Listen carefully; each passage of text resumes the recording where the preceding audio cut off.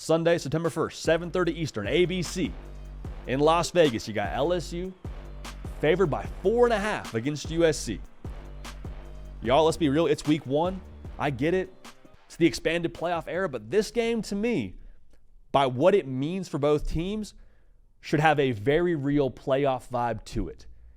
Because Brian Kelly went on the Paul Feinbaum show, I believe it was yesterday. He said, look, man, like we're going to, I'm paraphrasing here, but he essentially was like, we are here to win the national championship. And he's not the only one that said that. Will Campbell said that a few weeks ago. He's like, you win 9-10 games, that gets people fired. I don't think he's talking about his head coach, but I think he's speaking to the idea and the standard internally at LSU that like, hey, we're not here to win a New Year's Six bowl, to just make the playoff and feel good about ourselves. We are here to win a national championship. For LSU, if you want to win a national championship, you got to, I think, reassert where you are in the college football landscape in 2024. To do that, I think you got to beat a team in USC who is, in a lot of people's mind, kind of sneaky going into this year. Week 1 is here, baby. If you are a college football sicko, make sure you're subscribed right here to the On3 YouTube channel.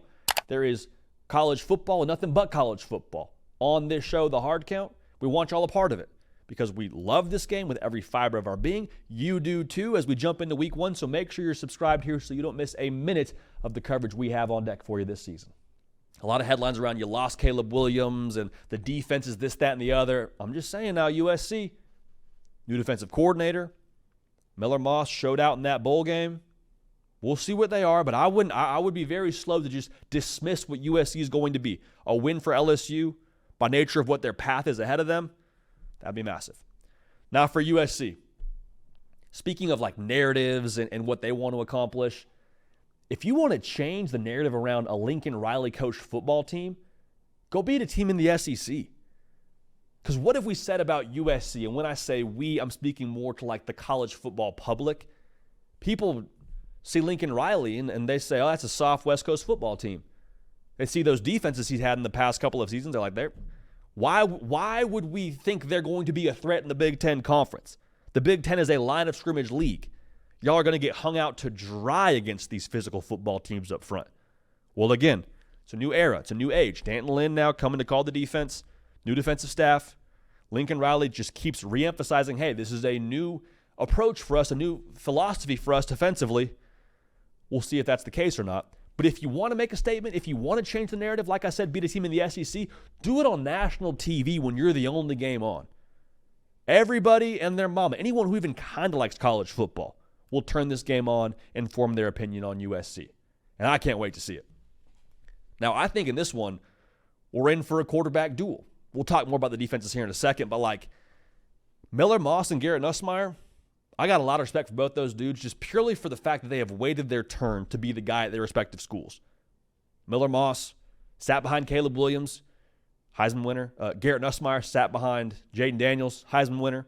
So just because you didn't start over a Heisman winning quarterback, I don't think that you should, just write off either of these cats.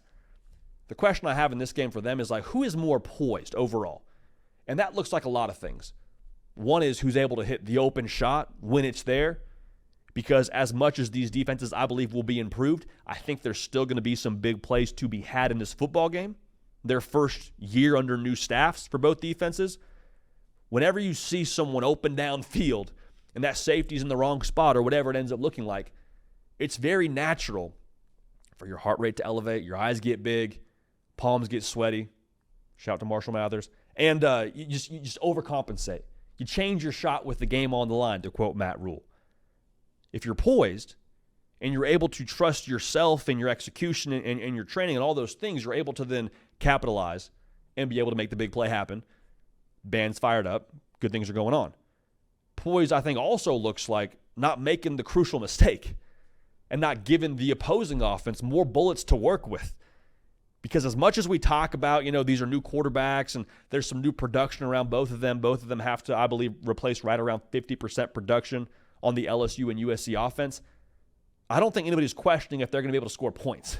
Like you don't want to spot anybody possessions in this football game. So poise obviously a huge part of this.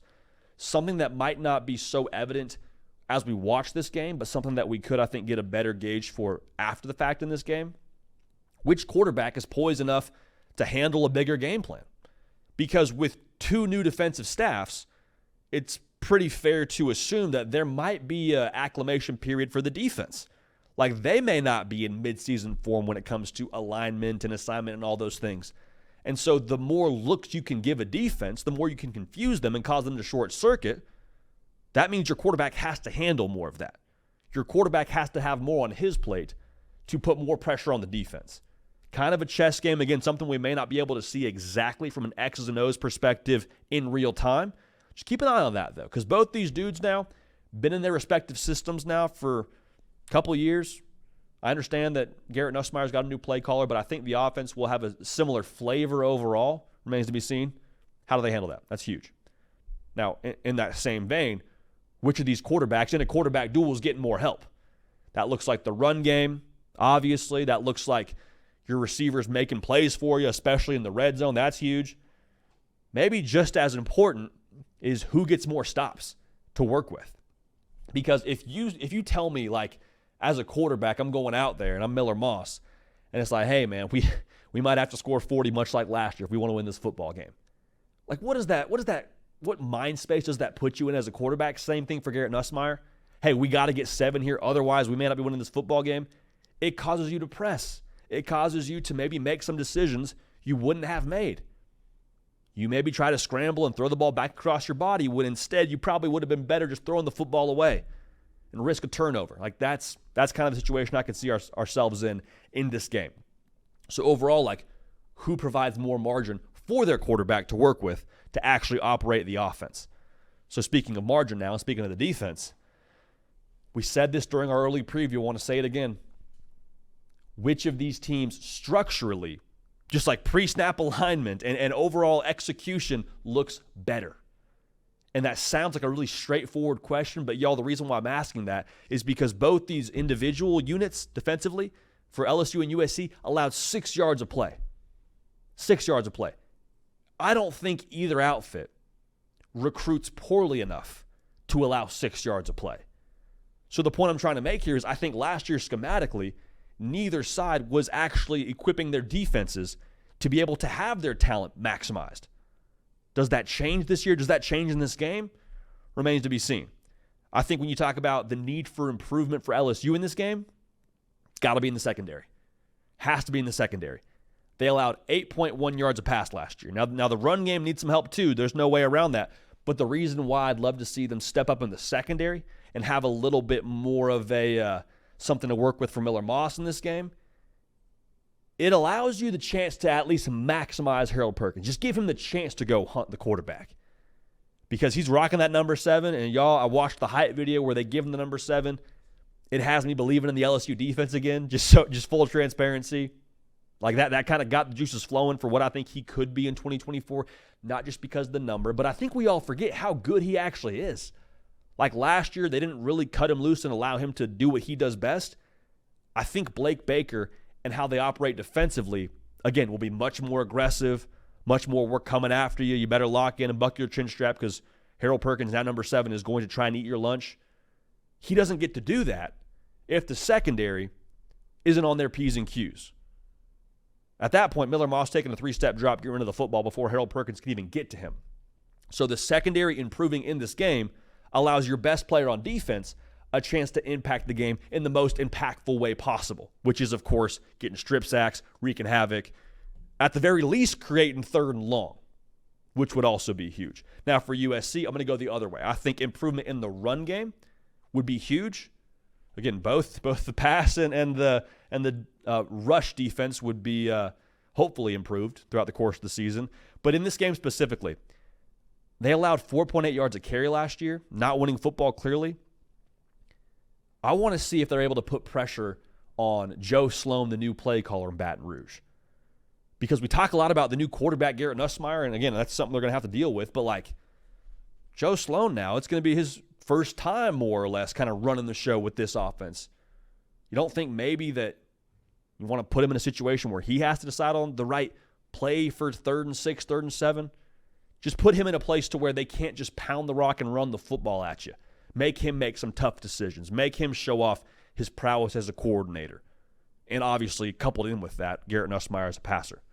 So overall, man, like if you're at USC, feed Zachariah Branch.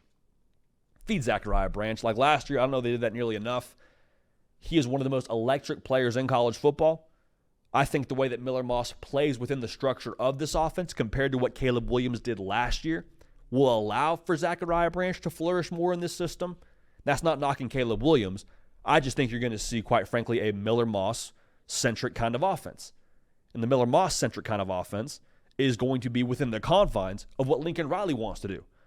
Miller Moss is not going to be out there running left, throwing right, scrambling, reversing field. Like, he's not the athlete Caleb Williams is. And that's okay, because we have seen many times Lincoln Riley coached quarterback playing within his system usually yields some pretty solid results.